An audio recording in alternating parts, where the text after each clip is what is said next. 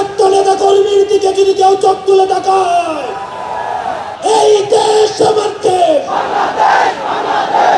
কেউ যদি ভয় দেখায়, কেউ যদি হুমকি দেয়, আপনারা পিছু হটবেন না। আমরা জানি এলাকায় এলাকায় আপনাদেরকে বাধা দেওয়া হচ্ছে, এনসিপির কর্মীদেরকে বাধা দেওয়া হচ্ছে। আমরা দেখত কণ্ঠে বলতে চাই, টেকনাফ থেকে তেঁতুলিয়া, রূপসা থেকে পাথুরিয়া, এনসিপির একটা নেতা কর্মীর দিকে যদি কেউ চোখ তুলে তাকায়, আমরা তাকে রাজনৈতিক ভাবে মোকাবেলা করব।